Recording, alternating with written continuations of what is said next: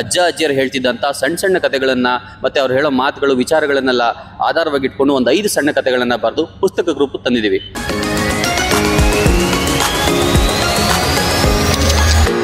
ನಮಸ್ಕಾರ ವೀಕ್ಷಕರೇ, ಪ್ರಪ್ರಥಮ ಬಾರಿಗೆ ವಿಧಾನಸೌಧದಲ್ಲಿ ಸಾಹಿತ್ಯಾಸಕ್ತರಿಗೆ ವಿಶೇಷ ಉತ್ಸವ. ವಿಧಾನಸೌಧದಲ್ಲಿ ನಡೆಯುತ್ತಿರುವ ಪುಸ್ತಕ ಪ್ರದರ್ಶನವು ಜ್ಞಾನದ ಹಬ್ಬದಂತೆ ಕಂಗೊಳಿಸುತ್ತಿದೆ. ವಿವಿಧ ಪ್ರಕಾರದ ಪುಸ್ತಕಗಳು, ಕಾದಂಬರಿಗಳು ಹಾಗೂ ಶೈಕ್ಷಣಿಕ ಗ್ರಂಥಗಳು ಒಂದೇ ಸೂರಿನಡಿ ಲಭ್ಯವಿದೆ. ಸಾಹಿತ್ಯಾಸಕ್ತರು ಹಾಗೂ ವಿದ್ಯಾರ್ಥಿಗಳಿಗೆ ಇದೊಂದು ಅಪೂರ್ವ ಅವಕಾಶವಿದ್ದು ಹೊಸ ಪುಸ್ತಕಗಳನ್ನು ಕೊಳ್ಳಲು ಹಾಗೂ ಓದಲು ಪ್ರೇರೇಪಿಸುತ್ತದೆ.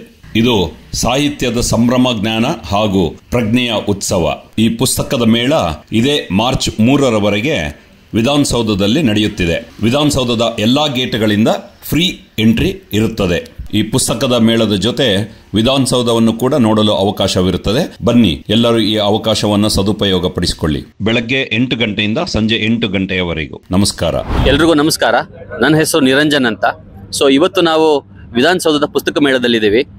ಸೊ ವಿಚಾರ ಏನಂದರೆ, ಒಂದು ಪುಸ್ತಕ ತಂಡದವ್ರು ನಾವು, ಅದರೊಟ್ಟಿಗೆ ಸಿನಿಮಾ ತಂಡದವರು ಕೂಡ ನಿಧಿ ಅನ್ನೋ ಒಂದು ಪುಸ್ತಕನ ನಾವೇ ಬರೆದು ಇದನ್ನ ಮಾರಾಟ ಮಾಡಿ ಬರುವಂಥ ಹಣದಲ್ಲೇ ಸಿನಿಮಾ ಮಾಡೋ ಒಂದು ಉದ್ದೇಶ. ಸೊ ನಾವೆಲ್ಲರೂ ಬೇಸಿಕಲಿ ಒಂದು ರಂಗಭೂಮಿ ಕಲಾವಿದರು. ನಿಧಿ ಪುಸ್ತಕ ನಾವು ಏನಕ್ಕೆ ಬರೆದ್ವಿ ಅಂತಂದರೆ, ಎಲ್ಲೋ ಒಂದೊಳ್ಳೆ ಪ್ರೊಡ್ಯೂಸರ್ ನಮಗೆ ಸಿಗಲಿಲ್ಲ ಸಿನಿಮಾ ಮಾಡಲಿಕ್ಕೆ ಅಂತ ಹೊರಗೆ ಬಂದಾಗ. ಸೊ ಹಾಗಾಗಿ ಒಂದು ಪುಸ್ತಕನ ಬರೆದ್ವಿ. ಸುಮಾರು 1.5-2 ವರ್ಷಗಳ ಕಾಲ ಎಲ್ಲ ಹಳ್ಳಿಗಳಿಗೂ ಓಡಾಡಿ ಅಜ್ಜ ಅಜ್ಜಿಯರು ಹೇಳ್ತಿದ್ದಂಥ ಸಣ್ಣ ಸಣ್ಣ ಕಥೆಗಳನ್ನು ಮತ್ತು ಅವ್ರು ಹೇಳೋ ಮಾತುಗಳು ವಿಚಾರಗಳನ್ನೆಲ್ಲ ಆಧಾರವಾಗಿಟ್ಕೊಂಡು ಒಂದು 5 ಸಣ್ಣ ಕಥೆಗಳನ್ನು ಬರೆದು ಪುಸ್ತಕ ರೂಪ ತಂದಿದ್ದೀವಿ.